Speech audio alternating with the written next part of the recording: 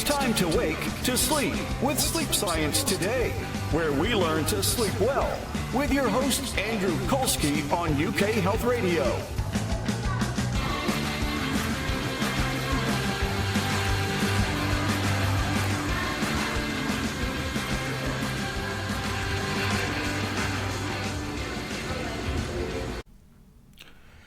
Hello and welcome to another episode of Sleep Science Today. I'm your host, Andrew Colsky. We're talking about the science behind sleep and what can help you sleep better.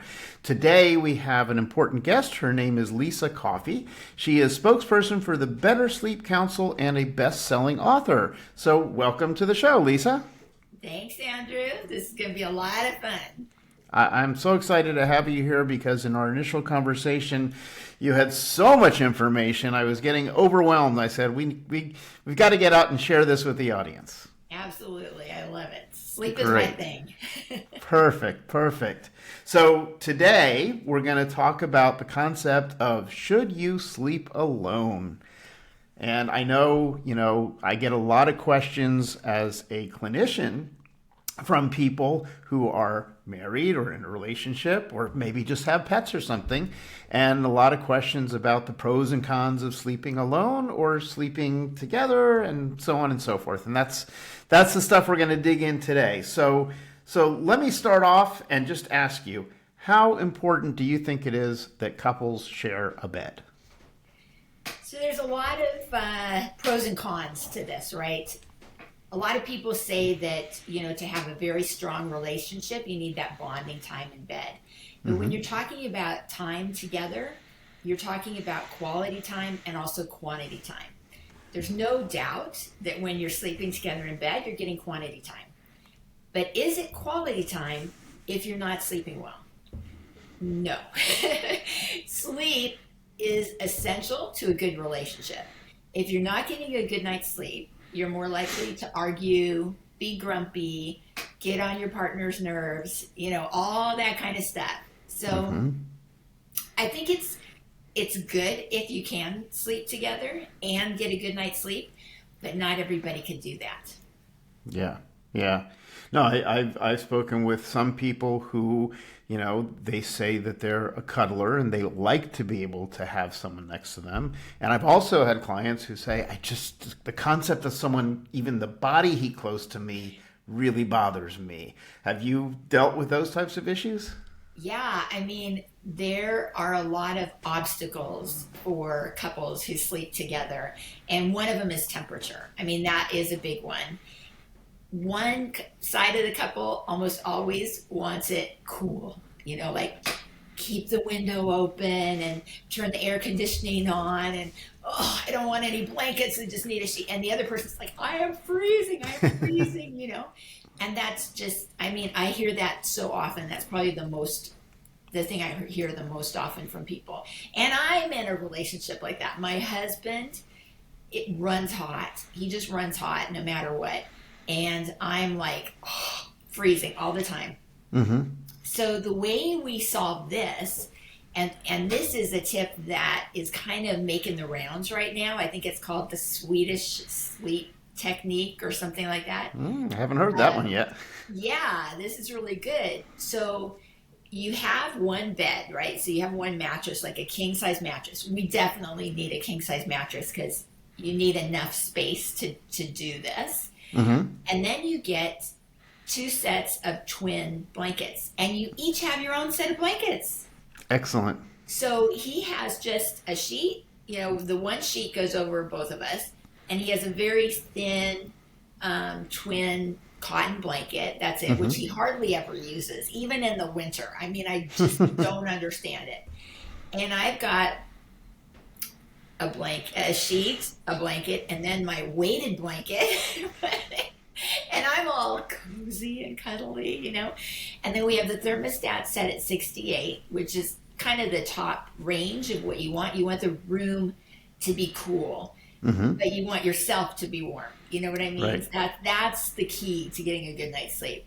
But that's one way that you can solve a couple's obstacle to getting a good night's sleep together with temperature.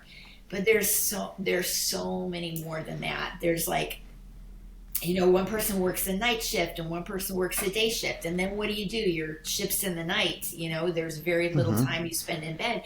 And are you going to bother the person when you come in bed, or are you going to bother the person when you get out of bed? So there's a couple things you can do with that too. For example, a memory foam mattress doesn't have that kind of bounce thing to it, so that when you get in and out of the bed, you don't notice so much from the other side. So that's a tip. The other thing is with the light, you can, instead of turning on the light, and making, you're in the dark, just have your own little personal flashlight and go around, even the flashlight on your phone, whatever, just go around and not bother the other person that way. So that's a couple of tips with that. And then another one is snoring. Big one. Usually it's the male in the relationship that's the snorer. I don't know why, but that's the way it is. Sometimes it's the dog. I've had dogs that snore. That's true. There's a whole other solutions for the dog, though. But I guess, you can use nasal strips for the guy, the snorer can use nasal strips or whatever. That sometimes helps. And the other person who's not snoring can use those like ear plugs or whatever. Noise canceling earplugs or just regular old earplugs? Either one, those little foam ones, you can have like white noise going to kind of balance it out. There's other things you can do that way, but I think if it's a persistent thing, the snorer also has to get checked out medically to make sure there's not something else going on.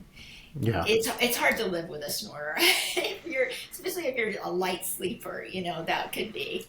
Yeah. So yeah. Well, I'll throw in a tip here for the audience, especially when we talk about snoring.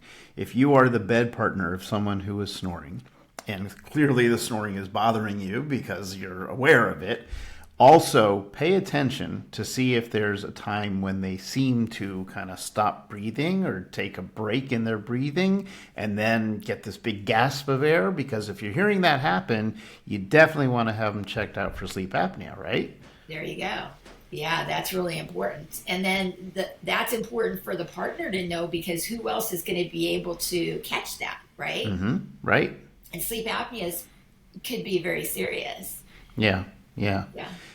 So I let me ask you, because you mentioned about the memory foam mattress and how it doesn't, have a lot of movement so that people can stay still.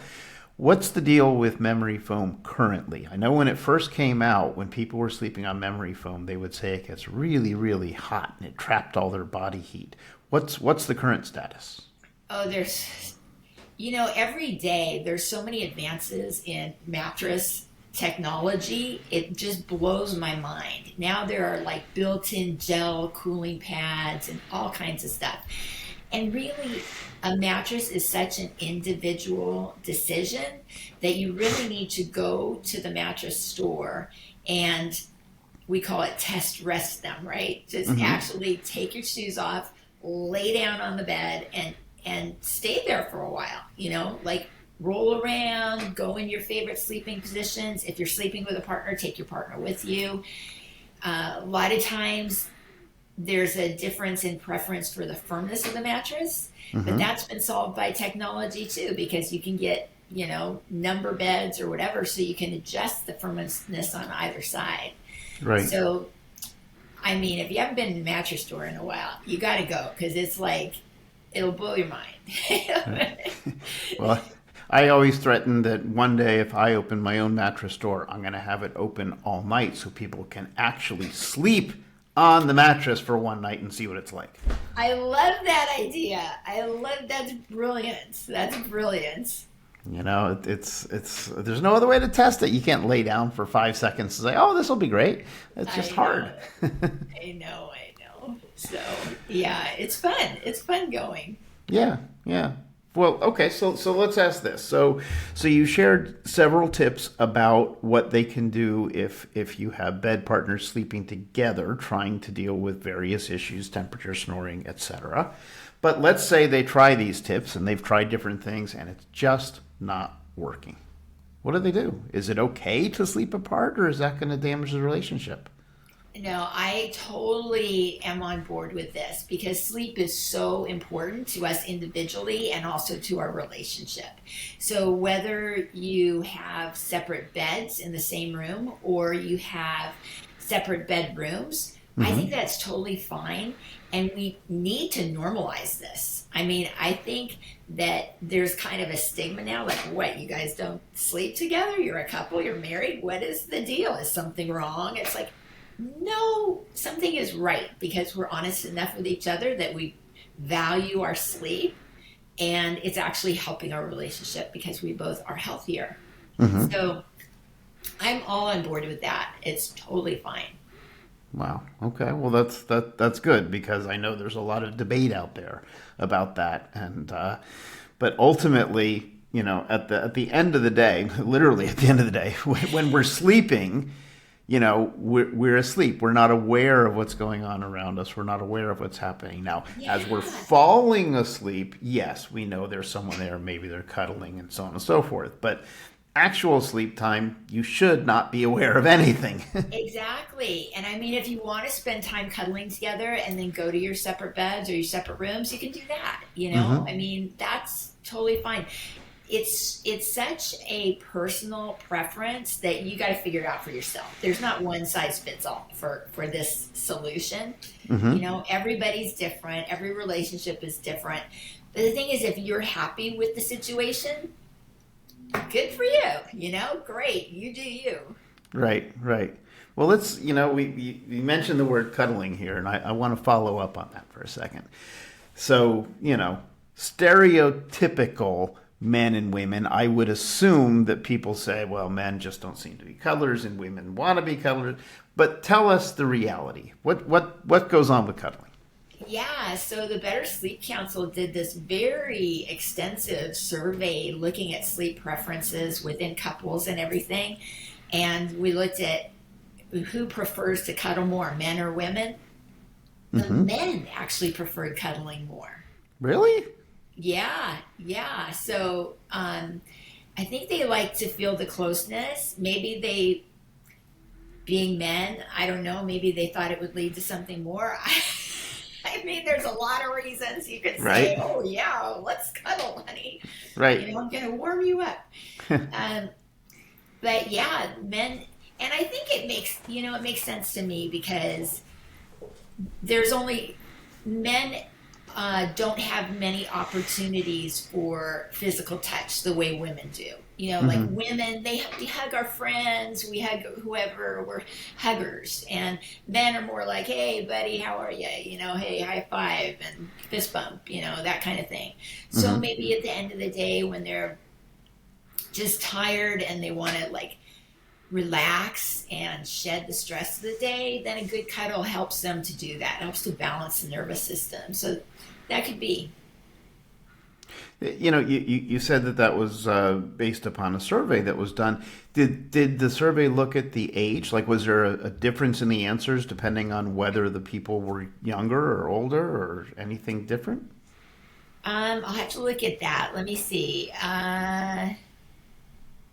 I just wonder if, as we age, I know a lot of things about our sleep change and a lot of things about our Yes, temperament change. I'm just curious if it changes our attitudes. yes. Well, I think that when it comes to sleeping together, it's pretty much split. Hmm. And yeah, no, I don't see anything about ages on that unless I go into detailed findings, Yeah. but that could be.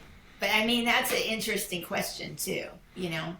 Yeah, yeah. No, I was just curious about that. So, all right. Well, okay. So we're talking about cuddling, and surprising to me that men are more cuddlers than women. But what about just men and women together in terms of preference for sleeping alone or together? And before you answer that question, I need to take a quick commercial break, and we will come right back. You're watching Sleep Science Today. If you enjoy our show, please help support us by pressing the like button, subscribe to our channel, and hit that notification bell. It'll really help us get seen, and it'll help you stay informed.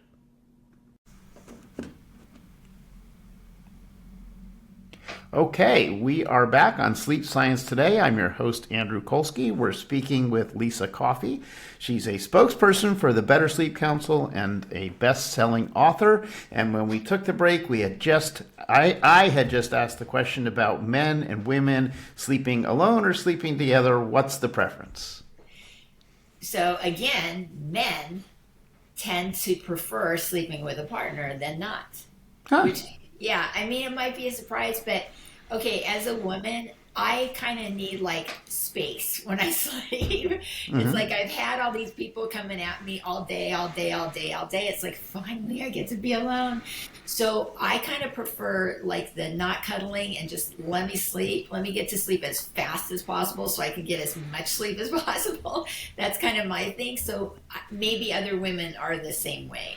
The men feel, I don't know, if more like the protector, and like, okay, I'm going to take care of my partner this way by sleeping by her side, and they prefer that. Wow. Again, counterintuitive to me. I would have guessed the opposite. So Yeah, nobody give me a sleep quiz because I'll fail it. So we're talking male and female. How about male and female dogs or cats or pets? Are pets in the bed okay, or should we banish them to their own bed? Oh my gosh. I personally sleep with my cat every night. So it's me and my husband and my cat in between us. But I mean, again, it's personal preference. And it also depends on your pet's sleep style, not just your sleep style, but your pet's sleep style.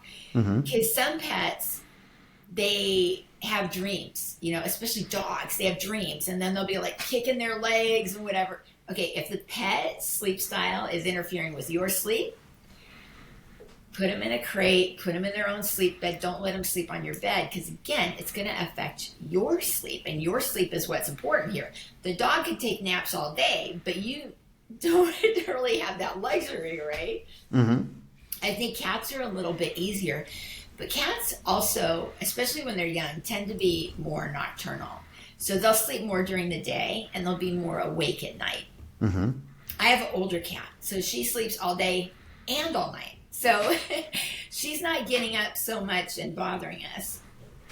In fact, sometimes she'll be asleep on the bed before we go to bed, and she'll be asleep on the bed after we get up. So that's like an easy cat to sleep with.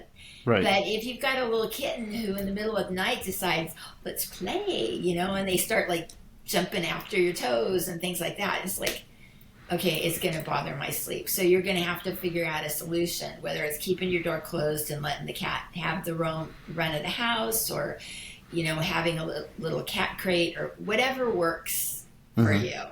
But it's totally a preference. The other thing you have to think about is allergies. Like, if one of the partners is going to be sensitive to any pet dander, then you should not have the cat or dog on the bed, and you need to keep the linens washed like continually, because even the dander that gets in the air will go on the linens, and you just need to keep it always fresh.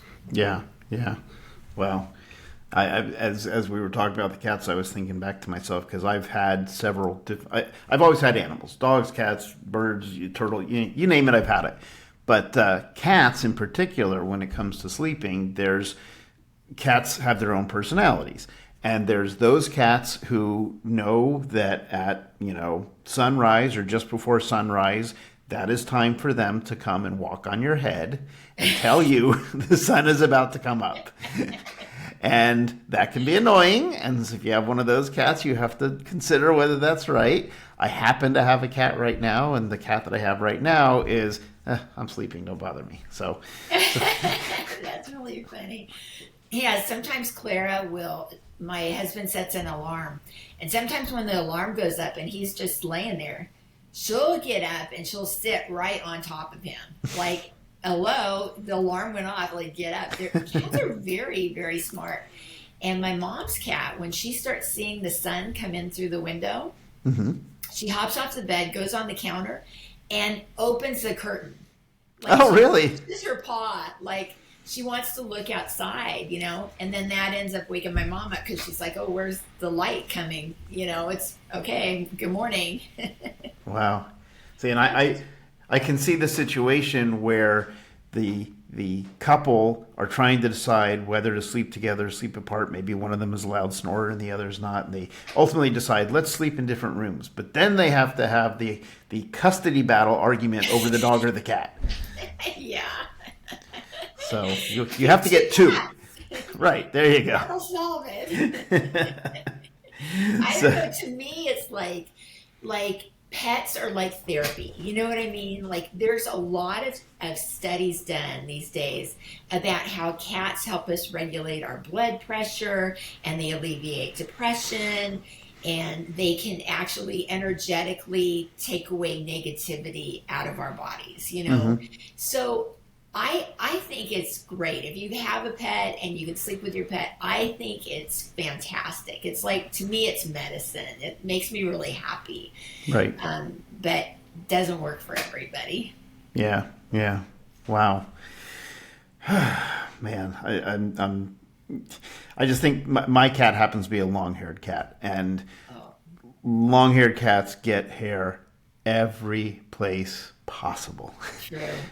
And it's just, the way I have solved that is I've taken an extra sheet because she likes to sleep at my feet.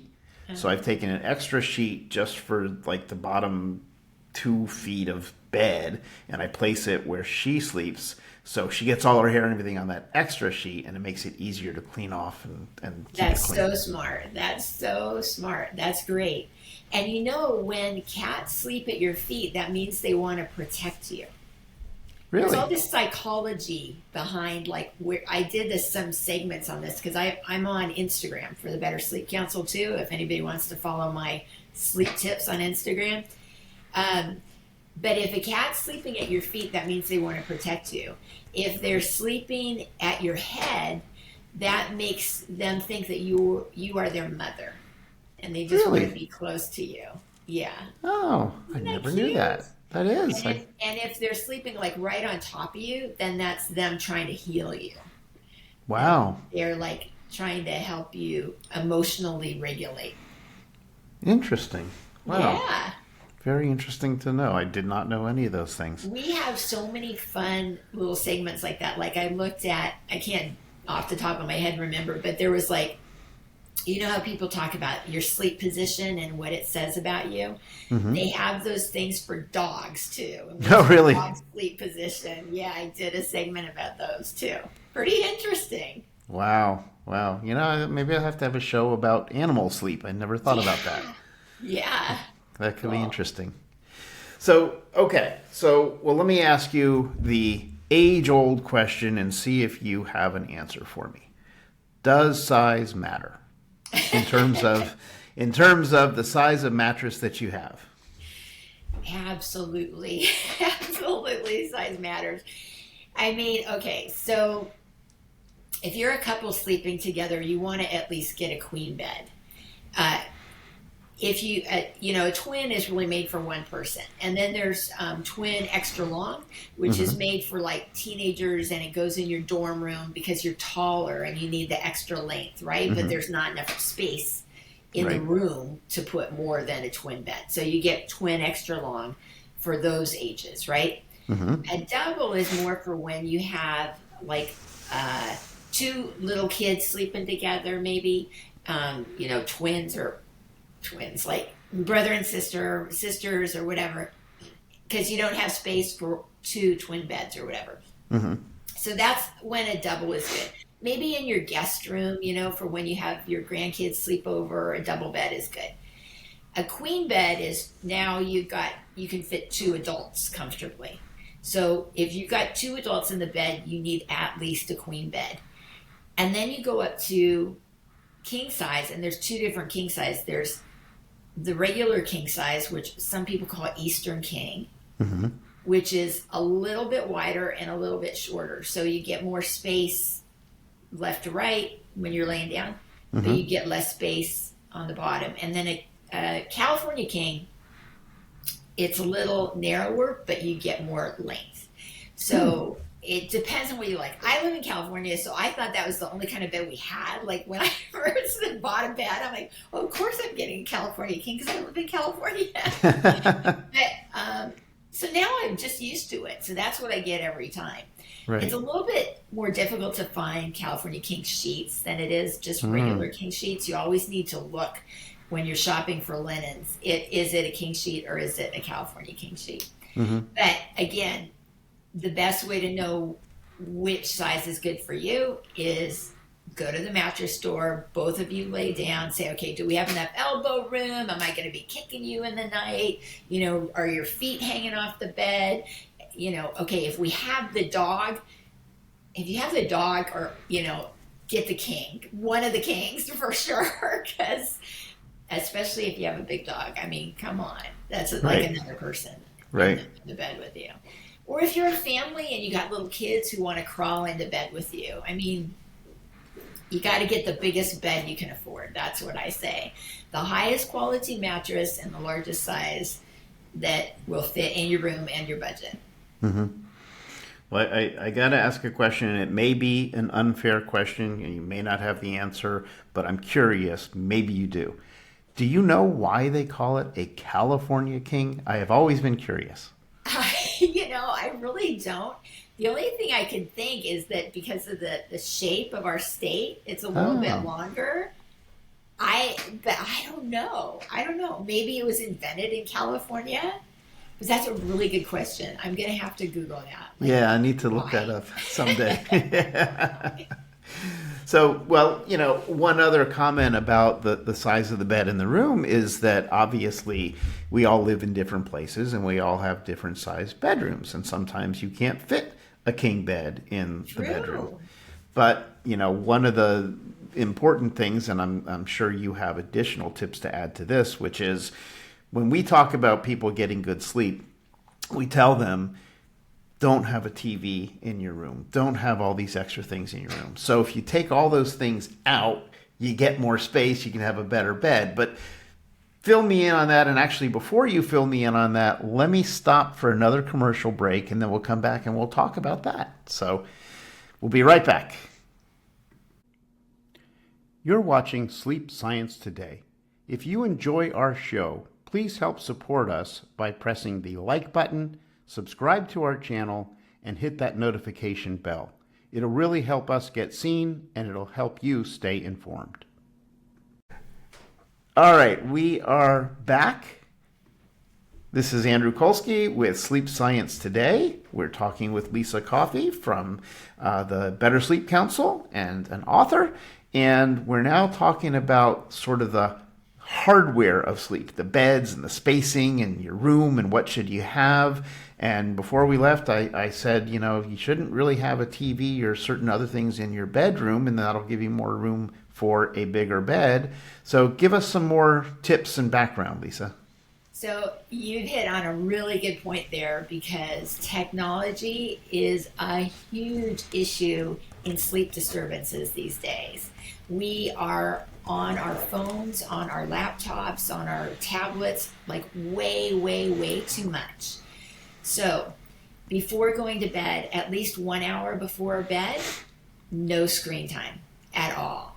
Just, you know, put it away, turn it off, put it on the charger, or whatever it is. But one of the reasons is because of the blue light emission. It stimulates the brain. And that affects our sleep. It takes us longer to get to sleep because we got to calm down from that. Now, there are some fixes for that, like I'm even wearing like blue light canceling glasses. You know, you can get them made into your glasses and stuff. You can get like screen covers or whatever, but it's not 100%. There's no way it's ever going to be 100%. The light that comes off of any screens is, you could call it hot light. You know, like a blue flame is a very hot flame. And that heat is going through your eyes right to your brain, and you get like brain fried, right? Sometimes, and this is a really important point that some people brush over, right? We can be physically tired, but we can also be mentally tired. And when you are too tired, sometimes you're too tired to sleep. And you could have trouble falling asleep because you're too tired. And the reason is that you need energy to fall asleep. And if you're totally depleted of energy, how are you going to fall asleep? Then there's no energy left for your system to get going. So there needs to be like an hour buffer is ideal, half hour, 20 minutes, whatever you can do, you know? That's like, this is your downtime. This is your transition time from going from, you know, okay, activity in the brain to, okay, we're settling down, we're calming down, we're preparing ourselves for sleep. So that we are actually, when we get in bed, boom. It shouldn't really take you more than 7 minutes to fall asleep. If it's taking you more than 7 minutes, you really need to look at your sleep habits and your sleep hygiene and your sleep routine and your sleep sanctuary, all that stuff, because that shouldn't be happening. You should fall asleep within 7 minutes.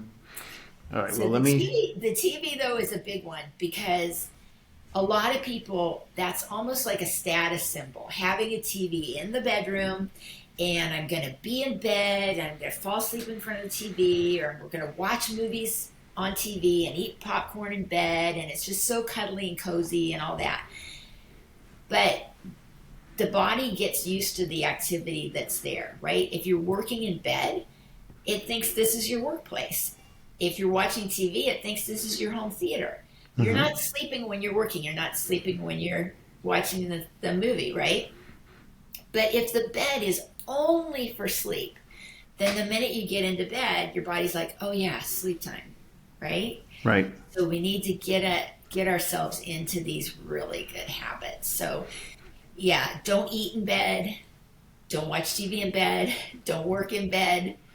I mean, reading in bed is okay because it's very low tech, and for a lot of people, depending on what you're reading, like don't read like a murder mystery or something in the bed because it'll stimulate your brain. But if you're reading poetry or scripture or something, that could be very relaxing and help you get to sleep. That's okay, you know. In a paper book, you're saying reading a paper book, not your tablet, paper book. And the other thing is, don't keep your phone really close to the bed. I mean, I know people are like, but what if I get a phone call or whatever? So, you know, there's all kinds of technology on your phone where you can silence everybody except for those in your emergency contacts. You can do things like that. And it's automatic too, at least like with my iPhone, it's automatic. So I set it to 10 o'clock. I'm not receiving calls until 8 o'clock in the morning, except from my mom, my son, you know, blah, blah, blah. Right. So you can do those kind of things, but try to have the phone far enough away from your head so that those EMFs aren't coming at you, right? Because the phone is on. Obviously, if you want calls, you've got the phone on. So you're still getting some kind of electric sensation. So those are those tips. So, all right. So I got to ask you this then, because I can already hear in my head some listeners have got to be saying to themselves, wait a minute. This lady is trying to tell me that I have to put down my phone and electronics and everything at least a half hour or more before I go to bed. What does she expect me to do? What's your answer? Okay, so there's lots of things you can do. You can read, you can take a bath, you can take a shower, you can give yourself a self-massage, you can prepare your clothes for the next day, like set out what you're going to wear. You can prepare your lunch for the next day. You can tidy up the house. There's all kinds of things you can do, you know? So, you know, even just getting your pajamas on, brushing your teeth, washing your face, you know, taking your time doing it. A lot of self-care is amazing. You know, one of the big sleep tips that I find works so well is magnesium oil. And especially when it's applied to the soles of your feet. Really? So if I've had a really stressful day and I'm like, I don't know, all this stuff is on my mind, I got to get stuff off my mind so I can go to sleep, I'll just sit in a chair and give myself a foot massage with this magnesium oil. And sure enough, boom, I'm out like a light. Really? I've never heard of that one before. What does it do? Do you know? Magnesium is one of those sleep superfoods type of things. And just like having food by your mouth, your skin absorbs nutrients. Mm-hmm. So magnesium oil gets absorbed by the skin very quickly. And it just helps you go to sleep, you know? Wonderful. Great. Wow. Yeah. Well, I'm going to, the therapist in me is going to throw in one more thing that you can do in that period between putting your electronics away and going to bed. And now this one's going to be way out there, especially for the younger generation, but here it is. Talk to the person who is your bed partner. Actually have a conversation. Don't text them. They're right there. Have a conversation. Learn more about them. How was their day? Share how your day was. I love it. That is so good. That is so good. And that makes me think about, I mean, you're a great therapist to say that, because some say never go to bed angry.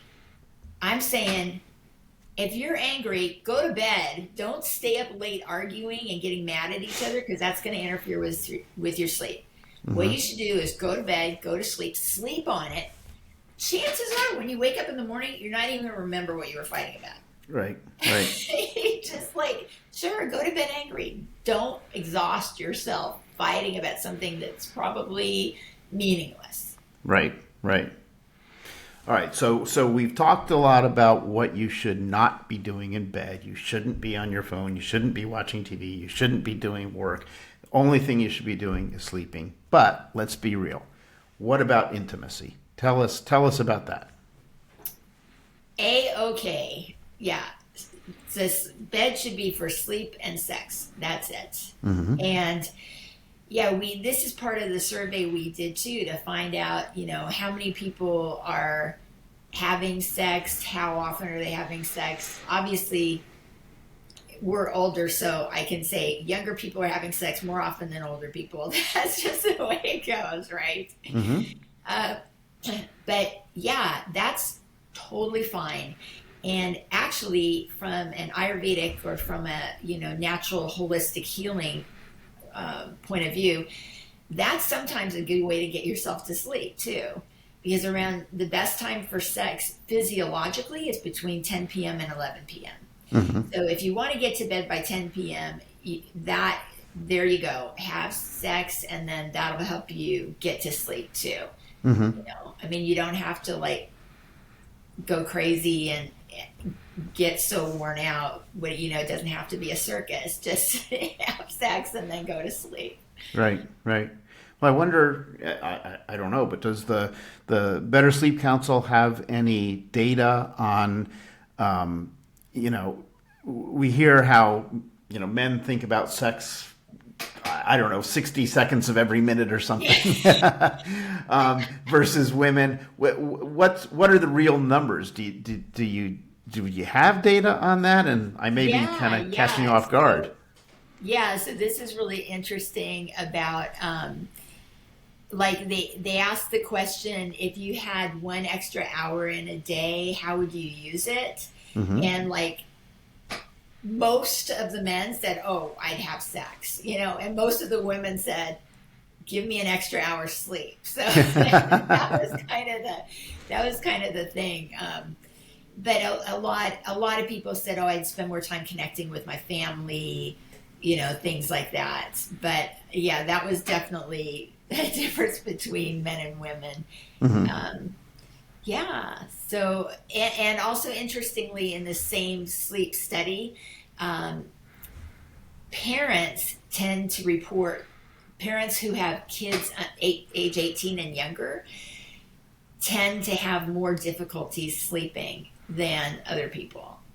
And I could understand that. Probably more worry for the kids. Probably the kids getting up in the middle of the night, bothering them, kids being sick, them getting sick from the kids. There could be a host of reasons why parents have more trouble getting to sleep than kids. Right. Than adults that kids are grown, right? Yeah. No, I can imagine all the things on a mom or dad's mind about just safety of the household, making sure that everything is right. Oh, did I hear a noise? What was that? Let me go check. Right. So that's all important stuff. So, all right. Well, one last question. We only have a few seconds to answer it. Is we were talking about the bedroom. We were talking about keeping electronics and stuff out. Any other tips on things that people could have in or remove from the bedroom for a better night's sleep? Yeah, fresh plants, house plants are great because it helps give you oxygen. Humidifiers are really good, especially in the cold, dry winter, because people tend to have like breathing problems from the dry air. It's like being on a plane, sometimes when you've had the heater on all day and things like that. So humidifier and plants in the bedroom, I think, are awesome. So I don't know. Great. Also, just a feng shui thing, don't keep your shoes by the bed. Keep your shoes in the closet. Don't keep your shoes by the bed. That's like bad feng shui, to have your shoes by the bed. And you also probably trip on them if you get up in the middle of the night. Yeah. Well, we are out of time for today's episode. So, Lissa Coffey, I really appreciate you taking the time to join us. Definitely need to have you back because there's so much information about sleep that, is important and people need to know. So, we'll have you back on again soon, and I appreciate your time today. Thanks so much, Andrew. Keep doing the good work you're doing. I appreciate it. Thank you.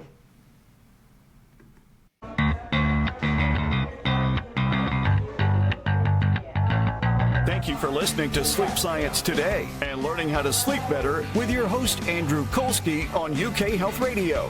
For more information on how you can achieve better sleep, go to sleepsciencetoday.com. Remember, sleep science today and sleep better tonight.